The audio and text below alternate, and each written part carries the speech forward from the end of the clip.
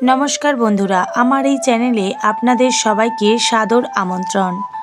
আজকের আমি আপনাদের এই ভিডিওতে বলবো ভগবান মহাদেবের আশীর্বাদ যদি আপনাদের মাথার উপরে থাকে তাহলে তার কিছু সংকেতে সে আপনাদেরকে বুঝিয়ে দেয়। প্রথমেই বলি, মহাদেবের আশীর্বাদ যদি আপনার উপরে থাকে তাহলে আপনাদের জীবনে সুখ সমৃদ্ধির কোনো অভাব হবে না এবং আপনাদের মানসিক শান্তি এবং সাফল্য আসবে এবং অশুভ শক্তি দূরে গিয়ে শুভ শক্তির আগমন ঘটবে।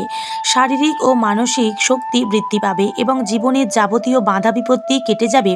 আধ্যাত্মিক উন্নতির সাথে সাথে ভক্তদের জীবনে ইতিবাচক পরিবর্তন দেখা যাবে এবং তারা যে কোনো চ্যালেঞ্জ ও মোকাবিলার মুখোমুখি হতে পারবে। তাহলে আসুন আজকে 10টি এমন সংকেতের কথা আপনাদেরকে বলবো যেটা শুনলে আপনারা বুঝতে পারবেন ভগবান শিবের কৃপা ও আশীর্বাদ আপনাদের মাথার উপরে সবসময় আছে।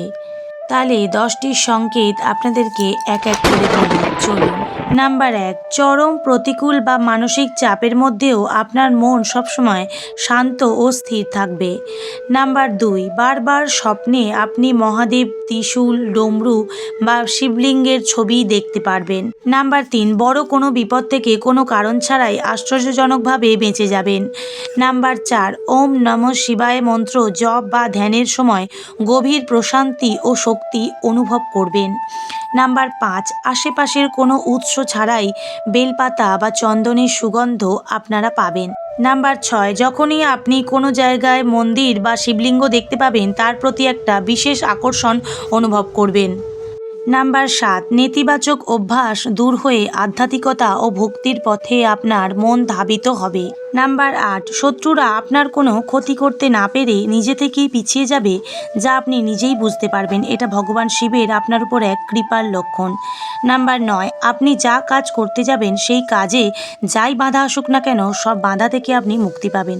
নাম্বার 10, জীবন থেকে সমস্ত কুসংস্কার, মিথ্যা এবং খারাপ অভ্যাস নিজে থেকেই দূর হয়ে যাবে এবং আপনি আপনার মন থেকে শিবের প্রতি ভক্তি ও তার নাম জপের ইচ্ছা বৃদ্ধি পাবে। মহাদেবের কৃপা পেলে জীবনে অকল্পনীয় সুখ সমৃদ্ধি, মানসিক শান্তি এবং আধ্যাত্মিক উন্নতি হবে। তার আশীর্বাদে কর্মক্ষেত্রে সাফল্য, অকাল মৃত্যুর ভয় থেকে মুক্তি, রোগ ব্যাধি দূর এবং পারিবারিক শান্তি বজায় থাকবে। আজকের ভিডিওটা আপনাদের কেমন লাগলো কমেন্টে অবশ্যই জানাবেন। সবাই ভালো থাকবেন, সুস্থ থাকবেন।